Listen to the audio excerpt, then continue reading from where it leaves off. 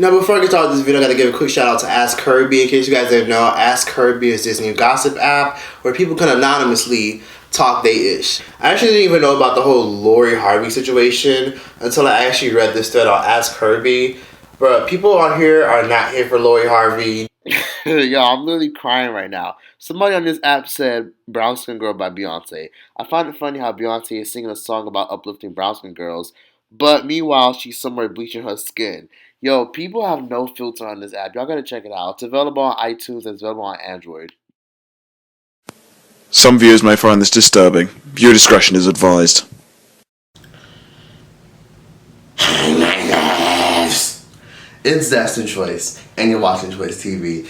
Now, for today's video, I want to talk about a lingering topic that's been bugging me for a very long time. Before I start this video, I just want to point out that this is my second time filming this shit. I don't know if Illuminati is trying to send me a message, but for some reason, my mic burnt the fuck out, and the whole audio was fucked up. So, I'm a little bit pissed off, because it's my second time filming this video, and the last video, I was so passionate. I was in my feelings, all types of shit, and the whole video was fucked up, and now you guys will never see that hour and 40-minute long video.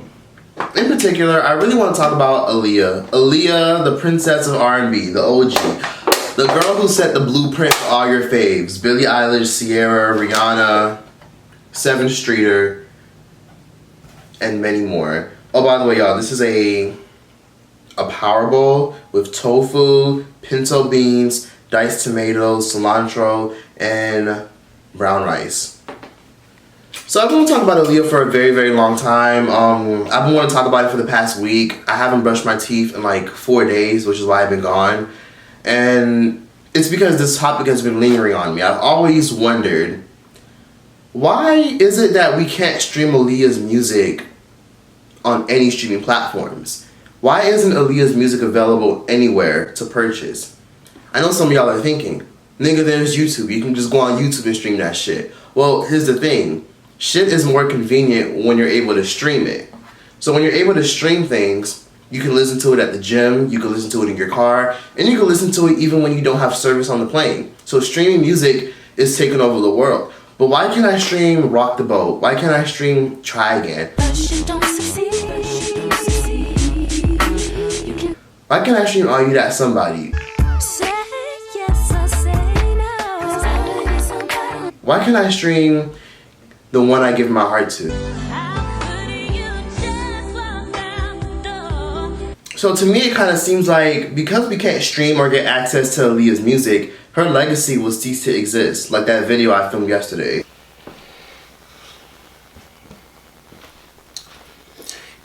Now, just to make things clear, a lot of what I'm about to say in this video is based off of research. So don't fucking come for me or try to correct me. Thank you, bitch.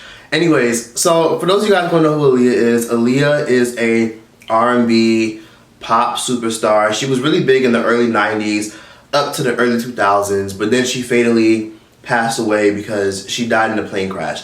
She died in a plane crash due to negligence because apparently the pilot who flew the plane had drugs in his system, and not only that, Aaliyah's team also overbeared the entire plane with tons of luggage, makeup, hair, and more. Due to that, the plane ended up crashing down within seconds. So as the plane took off, within 80 to 100 seconds, the plane plummeted into basically a forest, which is really, really fucked up and a horrible way to die considering that Aaliyah died at the age of 22.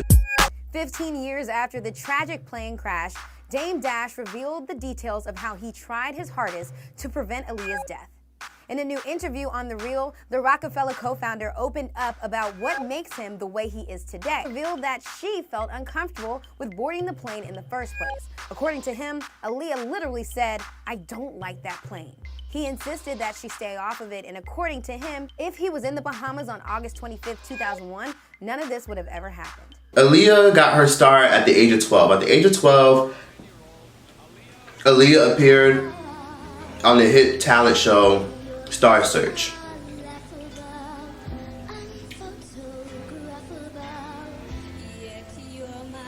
And 2 years after that, at the age of 14, Aaliyah got her start with Jive Records. She released her first ever debut album, which is one of the most successful R&B albums of all times by one of the youngest artists ever at the time. So at the age of 14, Aaliyah was introduced to R. Kelly by her uncle slash manager slash the person whose fault it is why we're not able to stream any of Aaliyah's music. Erica has been waiting for y'all to come back to us. How's everything going? Everything's going pretty good. Yeah. Okay, let's clear something up, because you know I've been getting a rundown on the street. Everybody seems to think that y'all are either girlfriend or boyfriend or cousins or friends. let's just get the record straight. I better go get me a white Jeep. Well, no, we're not related at all. No, we're not. We're just very close. He's my best friend. Yeah, cool. Now who found her? In the whole wide world. I found Leah. As a matter of fact, Barry Hankerson, my manager, who's her uncle, told me to go up to Detroit and hear her sing. Once I got up to Detroit, I didn't have to hear her sing because she was glowing. I knew she had it. As soon as she started singing, that verified it. And from there, we became here. Barry Hankerson. So Barry Hankerson, Aaliyah's uncle slash manager, he introduced Aaliyah to R. Kelly because he was managing R. Kelly at the time. He was managing R. Kelly for a couple of years. And it was also discovered in the R. Kelly Surviving R. Kelly documentary that Barry Hankerson is the one that introduced R. Kelly and Aaliyah. And he actually knew that R. Kelly and Aaliyah were messing around behind the scenes whenever he did anything. But due to Aaliyah's death, she did end up inspiring a ton of new female artists such as Billie Eilish, Ciara, and plenty of other people. Like, without a doubt, Aaliyah definitely was the blueprint for a lot of these artists that are out nowadays. She basically set the standard for that sultry, sexy, gothic, edgy style. She was the blueprint for it. She even inspired, in my opinion, Beyonce. Some of y'all might be wondering, why did I just give a whole summary on Aaliyah? Why am I summing up what Aaliyah has done? Everybody knows Aaliyah, but here's the problem. A lot of people don't know who Aaliyah is, especially the previous generation. Now, some of y'all might say, well, who cares? A lot of people don't know who the fuck Lionel Richie is, and a lot of people don't know who the fuck Prince is or Rick James is, but here's the thing.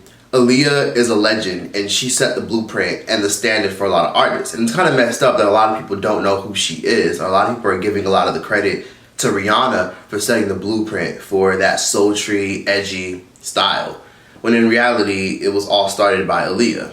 So it's kind of messed up that she doesn't get the credit she deserves due to the fact that her music can't live on our streaming platforms. And the even crazier part is, a lot of artists sampled her music throughout the years. Like this song, for example.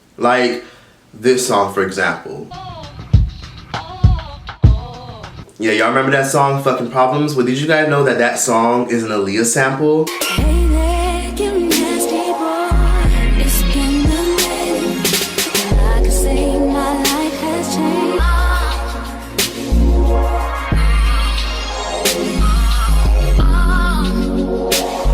Yes, that song was sampled by an unreleased, never before heard song by Aaliyah called Quit Hatin'. Some of y'all might be wondering, well, how did ASAP, 2 Chainz, and Drake get a hold of that? Well, here's the twist. Barry Hankerson, Aaliyah's uncle slash manager, after she died, took full ownership over her masters. He took full ownership over her masters, and he's mainly to blame for why we can't stream Aaliyah's music and why people are able to sample it easily. Specifically because we live in a day and age where streaming is big right now, and Barry Hankerson doesn't want to put Aaliyah's music on streaming platforms because he wants to quote unquote protect her legacy or something like that. And he feels as though that putting her music on streaming platforms and making it available will cause people to pimp it out, and he just doesn't think it's appropriate. So that's why he's depriving Aaliyah's fans and the new generation of her shit. Now, I did more research, and a lot of people, because of the blogs, a lot of people have the misconception that it's Aaliyah's mother, Diane Houghton's fault, and her father, Miguel Houghton's fault, and her brother, Rashad Houghton. So basically, people blame her mother and Aaliyah's brother, who are a big part of her team. So people blame them specifically because there's a narrative going on around that Aaliyah's family is the reason why we can't hear her music. But that's not the case. So I dug even deeper and did more research.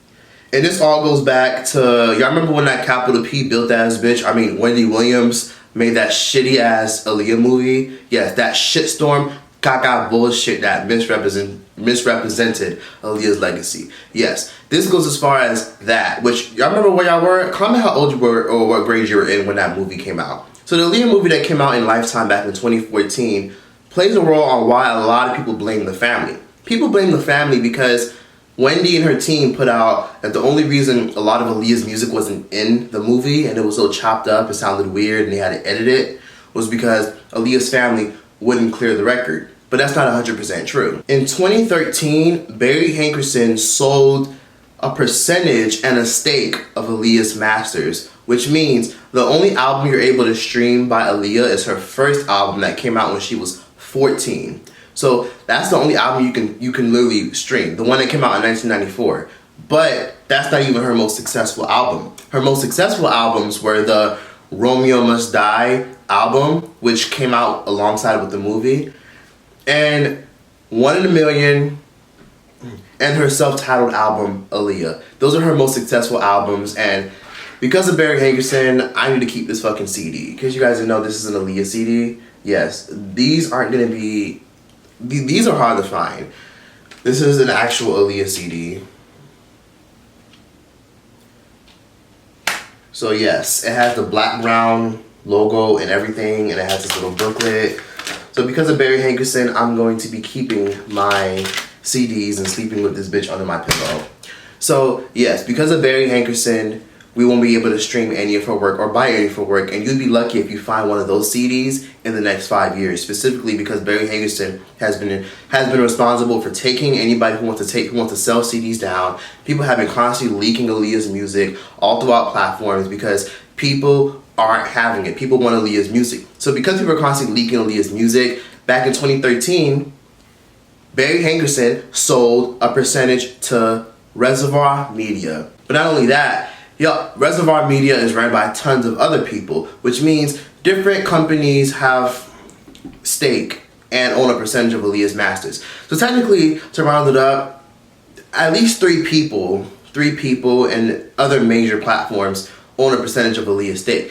But the reason why we can't hear any more unreleased Aaliyah music, and the reason why we can't even find any of her music on the radio or on TV, is specifically because Barry Hankerson is the middleman. So all these platforms who have ownership of the publishing, they want to get through, they want to put more music out into the world, but Barry Hankerson is that blockade that's blocking them from getting any music. Because at the end of the day, he has to say in what music he gives them. So it's pretty fucked up. So anyways, back to when the Aaliyah movie came out. So when the Aaliyah movie came out, Aaliyah's family and team were not having it. You know, they had permission because at the end of the day, you can legally make a biopic of someone regardless if you got their family's opinion or not. When the movie first came out, Aaliyah's uncle, Barry Hankerson, aka the evil monster that won't release her shit, he put out a statement saying that he's not supporting of the movie, and this is what he said. Barry Hankerson said, "Aaliyah was more than a singer. She was and still is an American musical icon whose legacy continues to live on and influence today's music culture, just as Ray Charles, Notorious B.I.G., Selena, and Johnny Cash. Considering the magnitude of her fans' affection alone, she deserves to have a tribute much more grand than a television network debut that won't even consider the perspective of those who were close to Aaliyah. Lifetime Television is trying to dictate the status of our heroes, our heroines, and in this case, our beloved Aaliyah. We implore everyone to call Lifetime Television and email and bombard social media so they know that we demand respect for our cultural icons. We will not sit idly by while they misrepresent and reap profits from our luminaries. There's more at stake than the public could imagine." So him saying that really threw me off and confused me. So he's saying that this is a matter that even we wouldn't understand. That's more than we can imagine. See, that's my problem. Aaliyah's family and her bitch ass uncle aren't very cooperative. And I even tried to reach out to Barry Hankerson to find out what he had to say, but he ignored me. But I'll get to that in a little bit. So Barry Hankerson saying that statement just has me like, okay, so what is it? Like, what is it about? Like, do you not want to admit that you stupidly sold her masters away? So now you don't have 100% control? And if you were to release her masters, a lot of companies would be milking the hell out of it?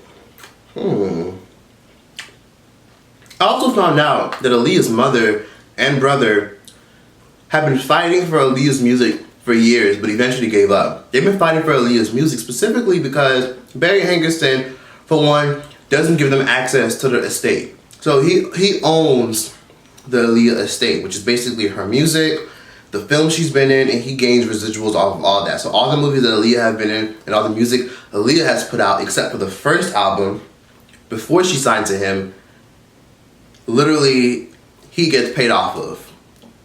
And all this is under his failing, now bankrupt and non-existent record label, Blackground Records. Blackground Records is shady as fuck. They've signed and are responsible for for big people. They've signed people like Missy Elliott. They've signed people like Timbaland. They've also signed people like JoJo. They've even signed Toni Braxton, Tank, and many others.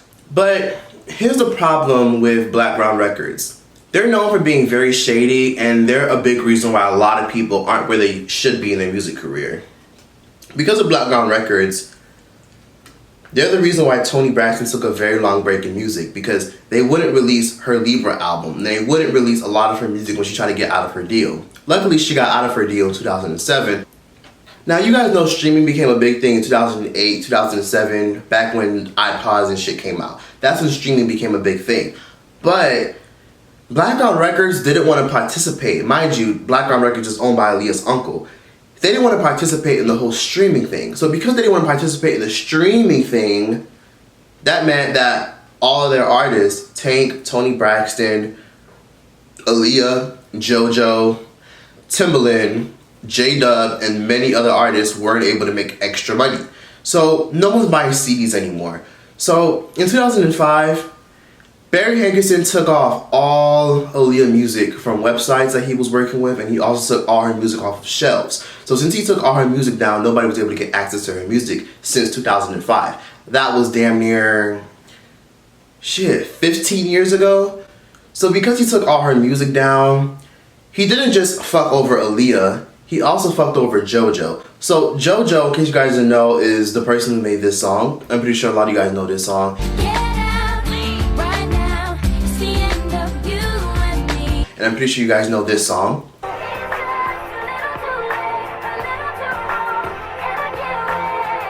So when she was 14 years old, she lost control of both her albums, her first two albums. But the first album that she lost control of was her most successful album, which of course debuted her biggest single ever, Get Out. Get Out sold damn near over 2 million copies in the US. So that being her most successful album, she wasn't able to make money off of it after a while because Barry Hankerson didn't want to allow it on streaming platforms. So then that fucked with JoJo's money. So JoJo, up to now, probably missed out on like $5 to $10 million off of that song. Now, some of y'all might say, well, Get Out is on YouTube. You can support Get Out by watching it on YouTube. Where here's the thing. A lot of artists don't even see the money that comes in through YouTube views. They don't see that money. A lot of it is divided amongst songwriters, producers, and the publishing company that licenses it and protects it from fucking frauds. So in reality, JoJo isn't really seeing any of that money. Not only that, a fan had to repost a lot of JoJo's music videos, and JoJo's music videos aren't even on her own YouTube channel. So JoJo has no control and doesn't make any money off of the millions of views that she has on those songs on YouTube. Her publishing does. And her publishing was under Blackground Records that failed and flopped. But I'm going to get into that in a little bit. Now, luckily, JoJo found a way out of her contract. It took her 10 years to get out of her contract. 10 years a little too late.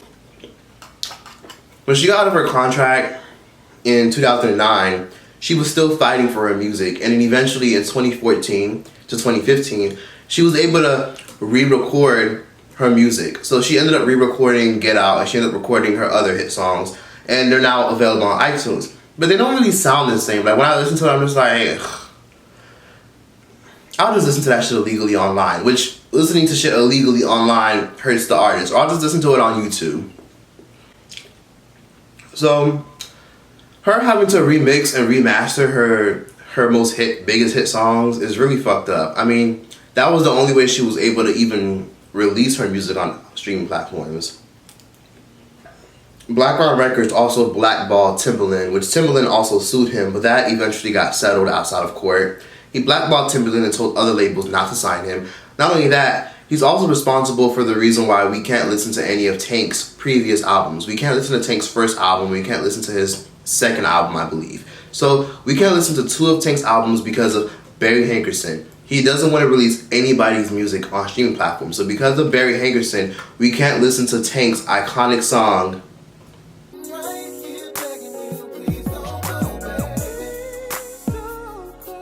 we can only stream Aaliyah's first album. And he's also the reason why we can't listen to her biggest hits, Try Again, More Than a Woman, and none of the soundtracks on the Romeo Must Die album.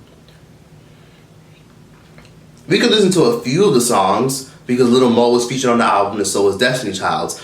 But fast forward to now, every time you go on Aaliyah's fan pages or every time you go on Aaliyah's main Instagram or her Twitter, her verified Twitter account, every time you go through her tweets or anytime people tweet about her, it's always about, where's her music? I've been trying to get onto her music. Can you guys please release her music? Can you guys stop being stingy and release her music? Because fans are still confused and don't even know why. But here's the twist. Aaliyah's music not being available on streaming platforms is deeper than a lot of us think. That shit is way deeper than a lot of us think. It's deeper because, now in his statement that I read before, he clearly says, people want to milk out her legacy and use her legacy and we're not standing for it, we're not this, we're not that. Aaliyah's cousin, Jomo, said in an interview, and he revealed some shocking information. He basically just told us that he doesn't have control of Aaliyah's masters 100%. So it's so bad to the point where Lifetime made a deal with the publishing company, so they went behind Barry Hankerson's back and said, hey, we know we messy as fuck, but can we have some of Aaliyah's music? We'll chop it up so it doesn't really sound too much like her music because we don't want to get sued. But can we have some of her music? And the publishing companies gave it to Lifetime. And that's why Barry Hankerson and Jomo Hankerson are very upset with a lot of their publishing companies because they signed a lot of shady deals. This picture, like, how did you hear about it? It was like a Hollywood report. We saw the press release like a lot of people did. Me and at Blackground, we released all of Aaliyah's albums, and so we controlled the masters for the entire catalog. So when we saw the movie coming, no one had come to us for any music, and then we found out that they were recutting 4 songs that they did a deal with the publishing companies on. So, to me, that's like crazy. Somebody else hold on, because I'm confused, and I've been over recutting.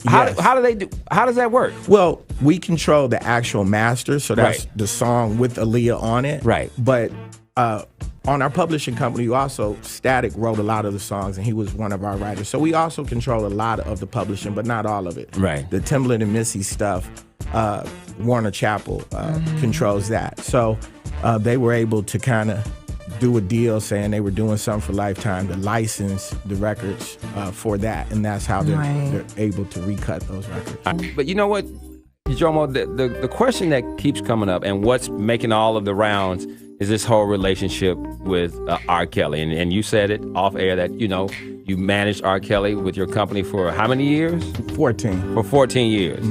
And obviously Lifetime is using this to help pre-promote this movie. Yeah. How do you explain all of this controversy? Because you said when Aaliyah was on top of the world and then this happened, did they get married? Well, I'll let that come out in the movie. It won't be in this movie, but it'll come out eventually one day. 14 years. Wow. Now this is why a lot of people, even Prince, tried to warn us a long time ago. Not about Barry Hankerson, but giving away your publishing. People like Blueface have given away their publishing. People like Prince have stupidly signed away their publishing. People like Taylor Swift signed away her publishing when she was like 14. When you're an artist and you're a musician, you never sign away your publishing because that means that if they offer you, oh, here's 20 million, can we have your publishing? Which means can we own 95% of your music? They can use it in commercials. They can use it on slogans, cereal boxes. They can use anything involving your music in movies, background noise. They can sell your music to a company. Shit, even worse, they can sell they can sell your music to a prenatal company or an abortion company or for a cigarette commercial and have it be used, which won't even look good for your brand. So publishing deals will do anything with your music as long as the price is right. So that's why people say you shouldn't sign up with your publishing, because who knows what they'll do with your music, and you'll only see like 5% of whatever they make. So they can make like 50 million with the Super Bowl to play your music, but you would only get like 5%, which is really fucked up. That's why people say you never sign up with your publishing. If you do, you become a slave in the music industry. Well, it's not your game. You didn't make the rules, so everything comes hard. And as long as you're signed to a contract, you're going to take a minority share of the winnings. Now, in that interview, he also revealed that he doesn't talk to Aaliyah's mother or Aaliyah's brother, which obviously shows where they stand. But he sold away Aaliyah's publishing in 2013. But why, might you ask? Well, he sold Aaliyah's publishing in 2013, 2014-ish, specifically because he was losing money. He was being bankrupt and he was being accused of IRS fraud. So Blackground Records faced a lot of penalizations as far as money. So they lost millions of dollars, and all their artists who got their contract were able to leave. They could have bounced back and they could have saved the label, but the label had to be sold. The label ended up being sold to a company called Crazy Media. So the label was sold specifically because they didn't have any choice. But they could have been saved because, in case you guys didn't know, back in 2012, Drake, who's a huge Aaliyah fan, he even has Aaliyah tatted on his back, tried to do an Aaliyah album. He was going to fund the project. OVO was going to help with the project. It was going to make millions of dollars because, I mean, come on, it's fucking Drake. And the album was basically going to be releasing 16 never-before-heard Aaliyah songs that were going to be remixed, remastered, featuring Drake and tons of other artists. This was a big deal. But it faced a lot of backlash. It faced a lot of backlash because Missy Elliott did an interview saying this. But officially, you have nothing to do with this project, not involved. Don't. As far as me, I don't. And that's just out the respect of her family. But if they came and they said, we're ready for an Aaliyah album, I know I'm front and center. I know that Tim is front and center. But I don't want to speak for him. No, I would do it. I mean, but it got to be, like it's a deep situation, like with us, like if Miss said if the mama and all them, everybody, because that's a death, you know what I'm saying? And a lot of people who are part of Aaliyah's team, and even her own mom, said, I don't want this out. So then Drake felt really, really bad, but before he even announced that he was doing an album, he actually ended up releasing a single. Blackground Records released this single, Enough Said, under their SoundCloud.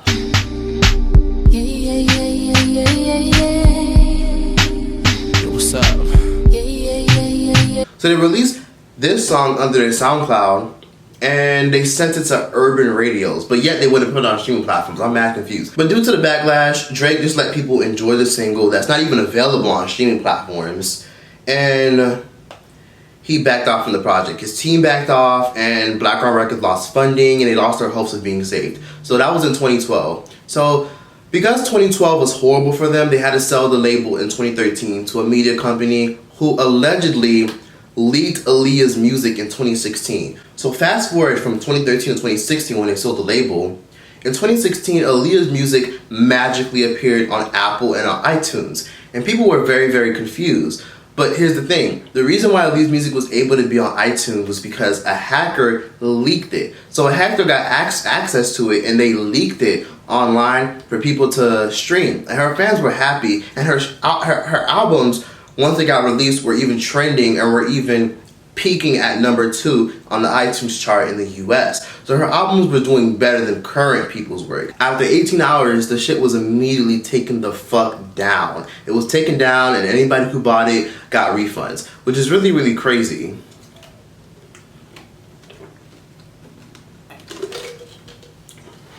Now, Barry Hankerson and his team filed a lawsuit against Craze Media because, mind you, he sold his label to Craze Media, a publishing company, because, he couldn't fund Blackground Records anymore. So he sold his whole label to them and suspected that they're the ones who probably had access to it. But that whole situation was apparently thrown out and dismissed or was settled out of court. No one knows what really happened with that. So no one knows who really leaked Aaliyah's music. Now, back to Aaliyah's albums. Now, Reservoir Media, like I said before, one of the first people that got a big percentage of Aaliyah's music. Not just Reservoir, but Warner Cliff, I think that's their name, and a songwriter by the name of Static Major, who I'm going to talk about in a little bit because there's a big conspiracy about him.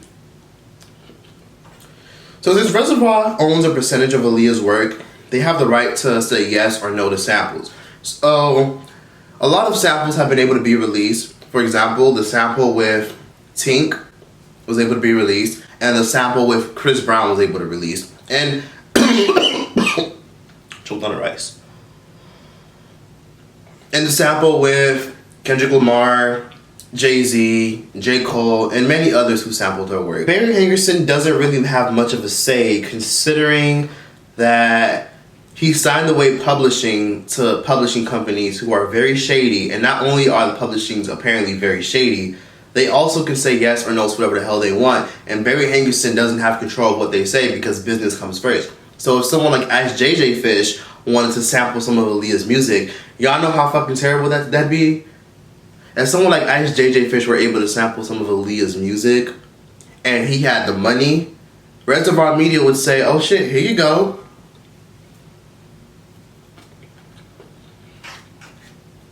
Because Aaliyah's family no longer owns 100% of the publishing. When it comes to releasing more music, and it comes to releasing some of Aaliyah's music, because according to Barry Hankerson a couple years ago, I'll say around 10 years ago actually, he said that Aaliyah has enough music right now to release probably another album. So we're never going to hear any of that music, specifically because Barry Hankerson, like I read before, this statement wants to protect her legacy. But at the same time, it's like, people say he's money hungry, people say he's a fraud, even celebrities have said he's a fraud. But if he's such a fraud, why is he depriving her music from streaming platforms? Is it because he wants more money? What is it? Is it because he feel like he wouldn't get paid as much as he should because music is changing and isn't on CDs anymore? The family isn't even being cooperative. I mean, every time the family's asked about it, they always decline to comment. Not only do they decline to comment, they always stay hidden. They don't even go on social media. They're actually not even on social media specifically because they want nothing to do with anything attached to Aaliyah, which is so confusing because it makes you wonder, why wouldn't you guys want to speak out against Barry Hankerson if he's so on and so forth, has control of Aaliyah's music, and y'all don't fuck with him? Why not speak out against him? It's a little bit weird. Nobody's speaking up and nobody's talking. So this just leaves me very suspicious and just like, okay, something's not right here. And if you do research, you guys can find all this online. Aaliyah's masters are only owned by Static Major's camp. Static Major, in case you guys didn't know, is one of Aaliyah's songwriters. So Static Major is one of Aaliyah's songwriters, but I'm going to explain him in a little bit. It's also divided amongst Warner Chappell, Reservoir Media, and people who are part of Missy Elliott's team, because Missy Elliott helped produce and write for Aaliyah. So Aaliyah's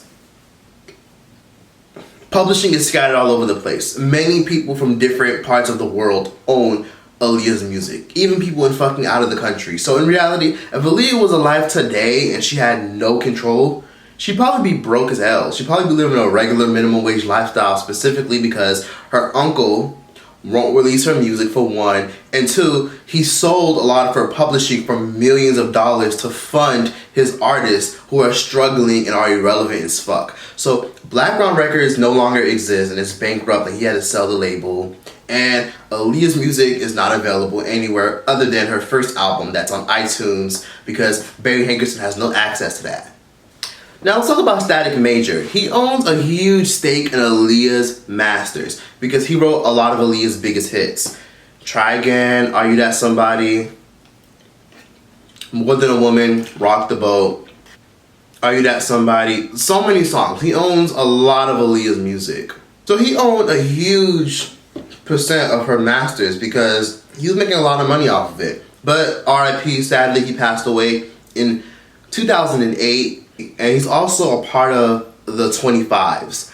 I'm pretty sure you guys don't know what this is, but the 25s are people who died on the 25th of a particular month. Let me tell you people who are part of the 25s. Static Major died on this date of the 25th. Left Eye passed on this date on the 25th. Michael Jackson died on the 25th of this date. And Aaliyah died on the 25th of this date. A little peculiar that 5 people died.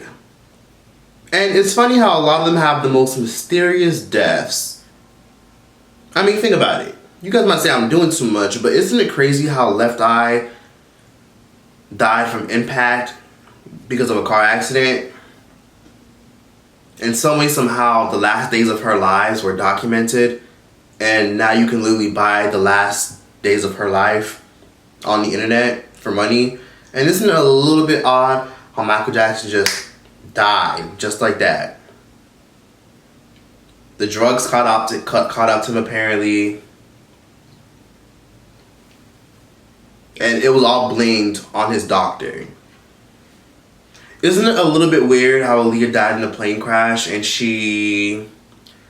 her pilot, to be exact, crashed the plane because he was on drugs? I mean, forgive me, but isn't it some type of rule regulation that pilots are supposed to take a drug test like every once in a while?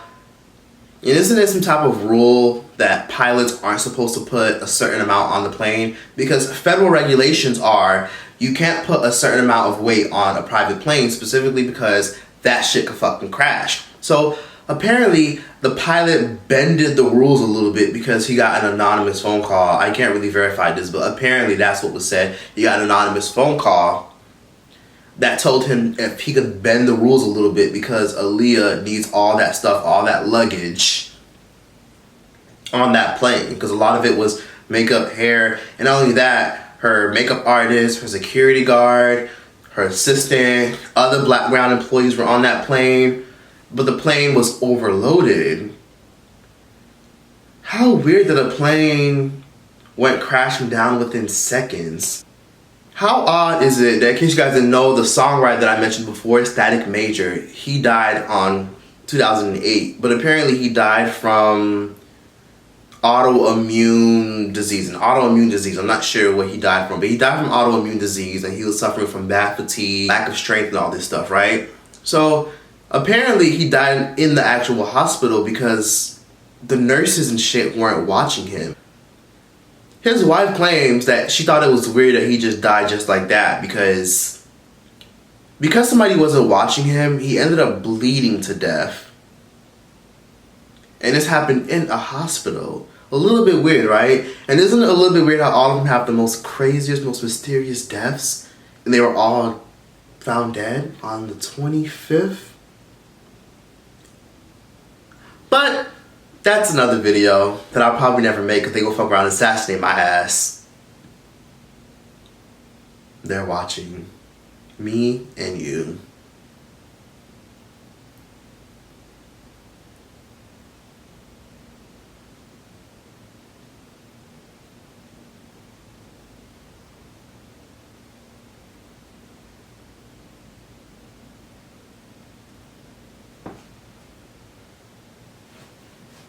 Now let me stop. But for real, I'm probably... Let me know if y'all want that video about the conspiracies of Aaliyah's death. Because there's so much to say about Aaliyah, Michael Jackson, Left Eye, and many others.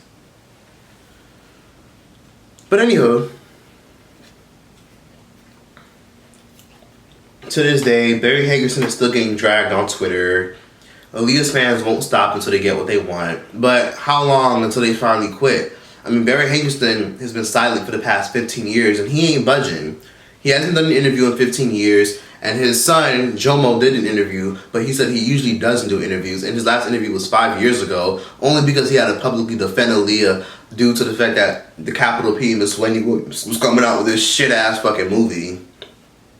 People will still find Barry Hankerson very shady, considering that he still worked with R. Kelly even after the marriage allegations. And fast forward to now, in case you guys didn't know, the R. Kelly documentary came out around 9 months ago. So the R. Kelly documentary came out around 9 months ago, and it basically broke the internet. So since it broke the internet, Barry Hankerson decided to put on his Twitter. He put his Twitter private, by the way. He put his Twitter private, and not only that, he also announced in his bio, and he also announced in his Abby, because he changed the picture of his Abby, and he announced that he's working on a documentary called Aaliyah's Diaries that's set to be released on Netflix, but he didn't give a specific date. But that was 8 months ago. And also in his bio, he included Aaliyah's music coming on Apple to be announced.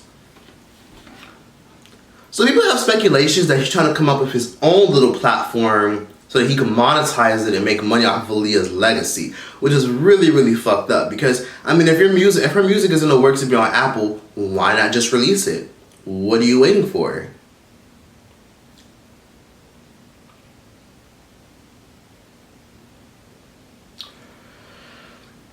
Eight months been by since he changed his bio and since he set his Abby picture, and still nothing.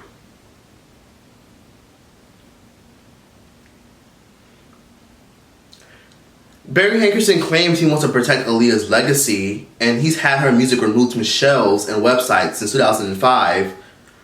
But yet, you want to protect her legacy, but yet you try to come out with a whole album without even acknowledging Aaliyah's family first. You try to get Drake on a whole album because you knew Drake was popping. Not only that, Barry Hankerson also did an interview where basically he was asked, how do you feel about the fact that Aaliyah's mother doesn't support the album? And he said, I mean, yeah, I really think it's because I own all the royalties and the estate, but regardless of what they think, the album is still going to come out. But then when Drake left, it was like, haha, motherfucker, and all of a sudden you dipped. You just had nothing to say. So you want to protect Aaliyah's legacy, but you had no problem coming out with a joint album with Drake. So you lost your funding for the album, Drake backed out, and you faced a lot of backlash. So does he really want to protect her legacy, or is he just trying to figure out a way to make some extra money? Now, I tried to reach out to Barry Hankerson on Twitter. He didn't reply to me. I messaged him. Not only did I message him on Twitter, I also tweeted at him, and still nothing. So for me, it's like, okay, he's not doing an interview with any mainstream platforms who want to talk to him. He's not going to do an interview with me. And if you guys find or know some way to get in contact with Barry Hankerson, please let me know, because I have a lot to ask him and I would love to pick his brain. And unlike a lot of these motherfuckers, I'm actually doing a lot of research, not just diving into an interview. So if Barry Hankerson, if you're watching this and you're down to do an interview, please hit me up, because I have a lot to ask, especially since I'm an Aaliyah fan. So since his label flopped and his label is non-existent and Aaliyah's music is licensed by like 5 different publishing companies who own her music, but of course they can't release no music without Barry Hankerson giving them music. It's like, Aaliyah wouldn't have wanted this. Let me tell you why Aaliyah would have never wanted this. Because Aaliyah always said she always wants her fans to be able to enjoy her music, and she always wanted her fans to see everything she creates. She wants her fans to see everything she creates. So why would she want her music to be deprived from platforms due to the fact that she's not making enough money? I mean, she's not even around to claim the money. So I'm sure if she was alive today, she'd want her music out on platforms for her fans to enjoy. If not her unreleased music, never before her music, why not her old music? Barry Hankerson is not only depriving Aaliyah's fans of her music, he's also depriving the new generation who don't even know who Aaliyah is, or the fact that she was influential and a style icon and a music icon in the R&B world. So Aaliyah's music can't be played on VH1, it can't be played on MTV, and you'll most likely never hear Aaliyah's music on the radio.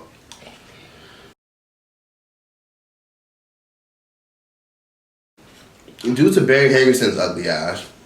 Barry Hankerson waiting so long to release Aaliyah's music, and now all of a sudden waiting for the Arcade documentary drop to say, I'm coming out with a movie and I'm coming out with her music. It just leads people to think, is this some type of big ass scheme? Are you doing this because you want to drive in a quick buck? Are you waiting for investors to come in? I mean, a lot of her fans aren't having it and are still trying to defend her and are still fighting, but there's really nothing they can do. Barry Hankerson has been absent for years. He's been in hiding for years, and it's a matter of time before Aaliyah's fan pages stop updating her music. Stop updating her fan pages, because I mean, there's nothing to update. Aaliyah's not here anymore, so what else can they put out there? Aaliyah's family's quiet as hell, and not only that, Aaliyah's family never had nothing to say. But in fact, her mom actually did speak up for the first time in like 10 years to defend R. Kelly of all people and defend her daughter. Many people say legends never fade away, she'll live on forever, there's always YouTube, but how can her music live on forever when her music can't be on TV, it can't be on radio stations, and it can't exist on musical platforms, and streaming music is the future. Ain't nobody buying CDs no more. Streaming is the future. And it's becoming really, really hard to support Aaliyah. So for all you guys who want to buy Aaliyah's Romeo Must Die album, or you guys want to buy her Aaliyah album, which featured her debut single, Rock the Boat, or if a lot of you guys want to, you know, buy her album that came out after her death, because yeah, fun fact, Barry Hankerton also released 2 albums in 2002 and one in 2004, and I think it was 2005. But he released 2 albums after she died. So it's just confusing. It's like, how do you want to protect her legacy when no one's buying CDs no more? Like, you had no problem releasing music in the early 2000s after she died, year after year. Anyways, let me just say this. People say legends never die, never fade away, but at the end of the day, we need her music to live on and exist so that the new generation can enjoy it. People like Tupac and Biggie are being bumped to this day on MTV tributes, VH1 tributes, and Tupac's music gets played on the radio every fucking year on his birthday. But it's not the same for Aaliyah. A lot of this stuff, we just need to let time run its course. Some people have said little shitty things like, Barry Hankerson's gonna die anyways, he's 78, he can't own her masters forever, which is a little bit fucked up, but that's how you know Aaliyah's fans aren't playing. But at the same time, it's not just Barry Hankerson that owns her masters. So once Barry Hankerson, if he ever does, you know, die of old age and shit, eventually it's gonna get passed down to his son, who's like 50 years old. And then if he's not around or loses control of the masters, then eventually that's gonna be in the control of the other publishing companies who can do whatever they want with her music. So this problem is way bigger and way more than anybody can imagine. Like, there's really nothing any of us can do, and there's nothing even Aaliyah's mother and brother can do. Really, really horrible. And all that money made from artists who sample her music, Aaliyah's family don't see none of that money. The only people who see a small percentage of it is Barry Hankerson and his son. Those are the only people who see any of that. So when people like Drake or Kendrick Lamar or J. Cole or 50 Cent or anyone samples her music, Aaliyah's mother and brother don't see any of that music. Neither does Aaliyah's daughter. Aaliyah's daughter doesn't even see any of that music, any of that money. And yes, those of you guys who didn't know, yes, Aaliyah does have a daughter, not a biological daughter, but at the time Aaliyah was dating before she died, she dated Dame Dash, and Dame Dash has a daughter named Leia. He has a daughter named Leia, and she's about 18 right now, and Aaliyah adopted her when she was a baby. All this is just shitty, shady, bad business. But at least there's a good side to the story. The good side to the story is for all of us who are Aaliyah fans, we can still remember her. And we still have her, you know, we still have the memories of listening to Aaliyah. There's also a wax museum who's planning on trying to make a wax model version of Aaliyah to honor her. And Aaliyah's brother is a part of that. And that's probably going to debut in somewhere around the summer, this time around.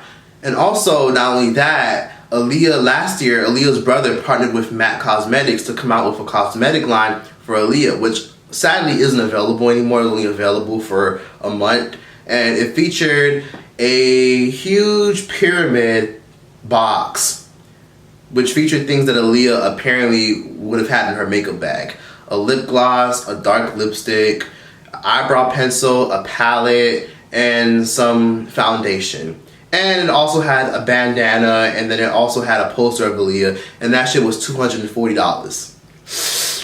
People give Aaliyah's brother shit too for milking her legacy, but at least he's keeping her alive. This was a hell of a video. In case you guys didn't know, Aaliyah's 25th anniversary just passed for her Age Ain't Nothing But a Number album. Her 18th anniversary just passed for her debut Aaliyah album.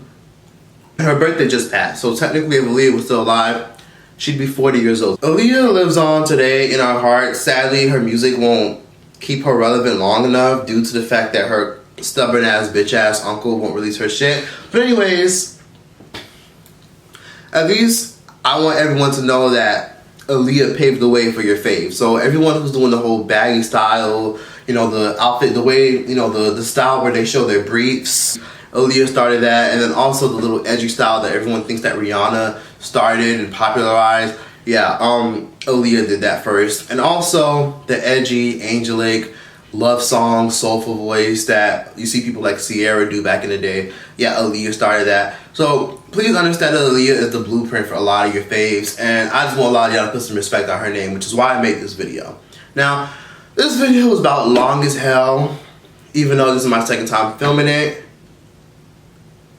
But it's all good, because I had to get this out. And I was very annoyed that a lot of people didn't make this video. Like, a lot of people don't full on know what happened to Aaliyah's music and why we can't hear it. So now you know. In conclusion, her music is divided within many publishings. Like at least 3 to 4 people own her publishing, but her uncle doesn't release any more of her shit. So if they can get through him, then they can release some of Aaliyah's shit. But until then, most likely not possible. So yeah, that was that for this video. This tofu bowl was aight. And yeah, please be sure to like, comment, subscribe. Give your thoughts in the comment section down below. Comment your favorite Aaliyah song. Mine personally is Rock the Boat.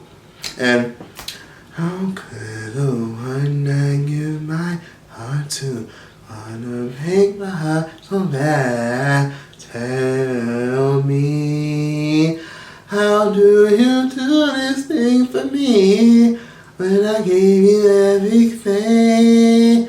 All my love, all I had inside.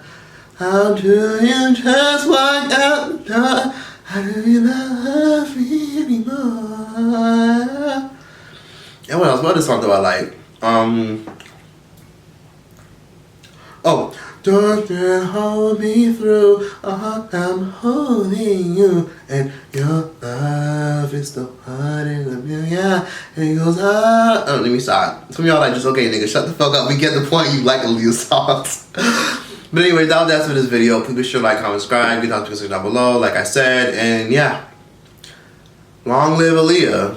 Technically, it's Aaliyah for a lot of you guys didn't know. Her name was actually pronounced Aaliyah. You don't believe me? Do your research. And yeah, that's that. Choice out this bitch. But you ain't know that I've been checking you out when you be putting your heels on. I swear your body's so perfect, baby. How you work it, baby, yeah.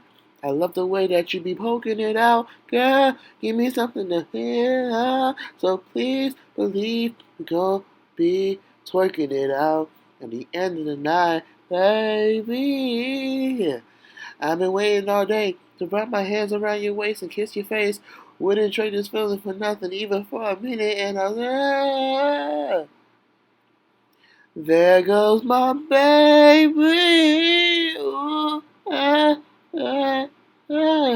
everything that you do. There goes my baby. Ooh, girl, yeah. You don't know how good it feels to call you my girl. There goes my baby. Loving everything you do, girl.